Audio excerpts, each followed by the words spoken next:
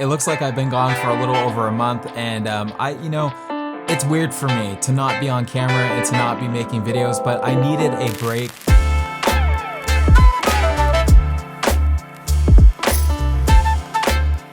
I needed a break from the content grind, so I decided to get a job, and I did land a really nice gig as a marketing manager for a company, and it's just super awesome to have this opportunity. So I decided to take it, and here I am. It's taken me a lot longer to make videos, but I am happy, and I feel like it's a much needed break for me. So with that being said, I decided I'm going to dive back into this content by starting it off right with a t-shirt design tutorial for you guys. From start to finish, I'm gonna show you guys how to make a custom t-shirt design efficiently, very efficiently actually. We're gonna get right to the point today, no fluff at all. And hopefully you guys enjoy it. And if you do, just leave a like and a comment so I know you guys are enjoying the videos. And besides that, I wanted to give a huge shout out to our sponsor today over at Applique. I use Applique all the time for my website for print on demand. And I also order a lot of test prints and even order custom hats. As you can see right here, this is one of the ones that I ordered recently. It took about a week or so to get to me, but not bad at all. And the quality is really, really good. I'm really happy with the way it turned out. If I want to be really critical, I wish I would have made the logo a little smaller, big deal. So if you guys want one of these, let me know. But anyway, besides that, I also like their service because they're one of the only print-on-demand services out there that offer something called private labeling. So if you guys want to add your own custom tags and stuff like that and make the brand your own, you can do that with Applique. There are so many options out there. That's the beautiful thing about the world that we live in. There's so many resources. So definitely do your own research and see what works for you. But I really like Applique, and let's actually show you how to make a hat real quick. And it's gonna be like a double tutorial. Let's get into it. Before you save your artwork, you also have to kind of determine what size you want your artwork to be embroidered as, right? So like this is a lot bigger. I don't even know the exact size, I'll be honest with you, but I would imagine that anywhere from like 2 to 3 inches, and you really want to stick within that range. So what I'm going to do is take my artwork here in Adobe Illustrator. Let's open up a new file, and let's just make this, I don't know, 3 by 3. I think that's safe. But now what I want to do is right click on it after selecting it, and I'm just going to export it. And I want to save this to my desktop, and I just want to save this as a PNG. So I don't need any other file formats, and then I can safely export asset. Now that that's on my desktop, I can go back to Applique, and I'm already signed in, and my Shopify store is connected, and I've gone over that quite a few times, so I'm not going to go over it again. But you guys definitely should go watch those videos. I go over it every so often. But I'm going to go under products and find an accessory that I want this to be embroidered on. In this case, it's going to be a hat. Now, the beautiful thing about it is you can choose any hat you want. Honestly, it doesn't matter. This is where it gets fun. Now, you can even private label the hat. Yes, you heard me right. So if I want to add my label that I already have on here, I can just select the label. And now let's go ahead and add artwork. And actually, one thing I forgot to do, man, I'm rusty. I want to make this logo white because that is actually the same color that I'm going to be embroidering. So the thread color is going to be white. So I'm going to export this one more time, of course. And I don't really think I need to create a subfolder. So I'm just going to save it directly to the desktop this time. And theoretically, that should work beautifully. And it did. There we go. So you just don't want to create a subfolder. And you can select the color of the thread right here. But I'm going to stick with white. Let's see it on a garment. And there you go. Now you can resize it. I'm going to make it slightly smaller. And there you go. You just want to make sure it's centered. And if you have any notes, you can always leave the notes on the actual artwork itself. So right here, I can say, please make design no larger than 2.5 inches by 2.5 inches, whatever, it doesn't matter. There you go. I can't type either. There you go. So you can leave the notes right there. Let them know what exactly you want. And then what you want to do, here's the trick. You want to go next, and you want to actually drop ship this product. And then what you're going to do is add it to the cart. And that is how you're going to check out. I'm not going to do it right now, but that's how you do it. And then you can order yourself a sample and see your logo or whatever have you on your own hat, and you can sell it on your website. Super cool with Applique. now we're gonna get into the tutorial. I'm starting off with an AI generated image, and I'm just gonna duplicate it on the layers palette, rasterize the layer, and then go to my magic wand and use select subject. If you do device, it's not as good, so I use cloud because it just makes a much better selection. So that's just a little tip for you guys. So click select subject, it's gonna select everything, but I noticed it's not the best selection, so I'm just gonna go through with my lasso tool and just finish making the selections. And this is a very time consuming process, and there's so many other ways of doing it, but this way, I don't know, it works 99% of the time for me, so that's why I'm doing it this way. But again, I would try different ways. Sometimes I'll apply a threshold above the actual image and use that instead to basically create a silhouette of the image and then use that as a selection. I'm gonna go ahead and fast forward this part because it's a really boring process, and I'll see you guys when I'm done. I got ahead of myself and added a layer mask to the photo layer, and that caused a little bit of a problem. So I'm kind of just using black and white to paint and remove certain areas. That way I can kind of just make sure the image looks right and doesn't look all weird, you know? Like the last thing I wanna do is have like weird edges or things that just don't look like they belong there. So this process takes a very long time, especially with more complicated images like this one. And it is AI generated, so some of the lines aren't perfect, but I think with a little bit of love, this image is gonna look fine when I'm done with it. One thing I forgot to mention is I did add a solid red color fill below everything so I can see the imperfections of my selection. I'm just gonna hide that layer. And now that I have the mask, I'm just gonna create a duplicate copy, and I'll group both of those images together and just hide it. And that's literally just a backup folder in case I mess up anything. And then I'll just apply the layer mask to the main photo so I can start adding some text. I'm just gonna press T on my keyboard and start typing out something, and I'm kind of riffing off the top of my head, so forgive me if it doesn't make sense at first, but I wanted to do something with like a simulation. So I'm using Denton, and I'm just gonna type out the word simulation and see what happens. And I obviously need to resize it. So what I did there is just press Command T to resize it. There's so many ways of doing that, by the way.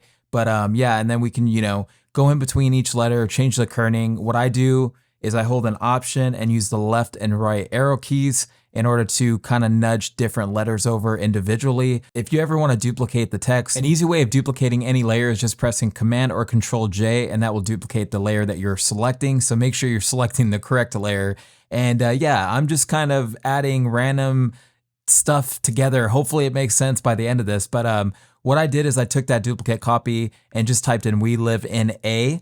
So I could put it above, and I'm just resizing it now and just making sure everything looks kind of tightened up, I'm actually going to change it to "Stuck in A" instead. I don't know why. I don't like "We live in A." So I'm just going to type out "Stuck in A." I guess it doesn't matter in the grand scheme of things, but yeah, we could have went with either or, and I think it would be fine. It would work. It gets the point across. I'm gonna add a layer mask to my main photo and just paint with a black soft round brush so I can soften that edge up, and this will give us a really nice gradient. I use this method quite a bit on pretty much every single design I've ever done, and I just like the way it looks, and especially when it's printed, whether that's screen printing or direct-to-garment printing, I think it looks really good. And now I'll press Command T on simulation to transform it. My goal here is to squish the text to make it look less perfect because I try to avoid default text at all costs. I just don't like the way it looks, so just by adding a little bit of warp to it, and you're gonna be one of these people that either love this or hate this, so it's going to be different for everybody. Some people might be watching this and be like, wow, what an amateur Charlie is, but I like it, so I do what I like, and that's how I am. I created a text box at the bottom, so you could just press T on your keyboard and click and drag out a text box,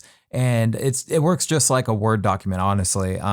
But now I'm just kind of, again, riffing off the top of my head, hoping for the best, and I do this all the time, and I really love working this way because I make some of my best designs doing this. When I'm forced to think about something, I tend to create something that's actually cool. I don't know if that makes sense. I hope it did, but trust me, try it. Don't let your brain overthink. Just do, and I promise you're gonna create some really cool stuff. Now I just wanna add a new layer below simulation, and this is going to be my gradient, like soft background layer. So as you can see, I'm using a soft round brush and I'm just warping it to create more of like an oval shape. And I picked a color for the brush to kind of match the skin tone and overall uniform of my subject. And since our layer 1 is below everything, it's going to give the design much more dimension. So when I start painting, you're gonna see the design really pop The subject is going to pop out of the background. It's going to create that separation that I'm looking for. And when we apply Stylebender, my Photoshop template to it, it's going to look super cool. The only thing is it's peeking out of the very bottom. So I could just add a quick layer mask to layer 1 and paint that out with black. And that fixes that issue really fast. And I felt like the background was a little too gold for me. So I'm gonna add a color overlay to layer 1 and I'm gonna try to color pick the skin tones, maybe get more of like a burnt orange color. And I think that's going to look a lot better. And already I think it's looking 10 times better. I just felt like the background was a little too loud and I want that subject to really stand out as the main protagonist in this story. I don't want the background to be the main story, obviously. So I don't want it to be as loud. So yeah, that's a good tip too, is like, don't make your backgrounds too loud because you want your main subject to stand out. I'm going to temporarily hide all of my layers except for Stuck in a Simulation because I want to add a bevel and emboss to these layers. So I can basically add a filter gallery in a minute and give it a little bit of texture. That way they're not just flat. And before I flatten everything and duplicate it, I want to make sure I hide the bottom text as well. And to keep everything organized, I'm also going to group Stuck in a Simulation. Selecting the top group that's enabled, I'm just going to press Shift Command Option E, and that's going to flatten everything on a black background. Sometimes I'll make several copies before applying the filter gallery, and that's exactly what we're doing next. The filter gallery is going to allow me to basically take that bevel and emboss information and make it a little bit more grungy based on the grain and stamp effects that we apply. So I normally do 1 grain, sometimes 2 grain layers, and then I'll stack a stamp layer above everything. This is your time to have fun, so mess with the adjustments and see what you can come up with. And now I'm just going to cut out Stuck in a Simulation from the black background. I don't want all that noise, so I'm just pretty much avoiding that at all costs. And you could take the magic wand tool to delete the black background from the text. And as you can see, I didn't do that here. So I do need to go back and do that so it doesn't show up when I add a color overlay. So now basically Stuck in a Simulation sitting below our main image. Now I want to add a stroke to my text and I just want it to be about, let's say 13 pixels is fine. And I will create a duplicate copy so one sits above my image, and that way I can basically make everything look like it's intertwining with one another, and that's going to also kind of help with the depth and make the design look less flat, if that makes sense. So now I'm just using a layer mask, masking out the parts that I want to go under or above, and that's going to sell that effect. Onto the bottom text, I'm just hiding all the other layers, and I'm using a plugin I have called Black Market to basically add a displacement map to the text because, you know, it's just a really efficient way of adding displacement maps. You could do it manually, but I don't like to do that. As you can see, I did duplicate that text on a black background. So again, Shift Command Option E. You can always add a Gaussian blur, that's optional. Once you add that blur, then you could go up to Filter Gallery and basically apply the same one as before. And it's really like rinse and repeat, right? Everything I'm doing, I'm just repeating myself over and over again to achieve the results that you will see in a second. And the main effect, the main filter, we can say, is going to be at the end when I'm using Stylebender, because that's going to basically bring everything together and it's going to look way, way better. You'll see. And to remove the black background, just use your magic wand tool, contiguous unchecked, and that will do that easily. And I had this clever idea of using the lasso tool to make selections of each letter, or each word, I should say, and basically warp it or rotate it to make it look less perfect, almost like it was like stamped on or something. At least at the time, I thought it was really clever. So I don't know. I like the way it looks though, because it looks, you know, like we mentioned before, less default and less predictable. The beauty is this won't take me much time at all to do. So these kind of changes really make a big difference in my opinion.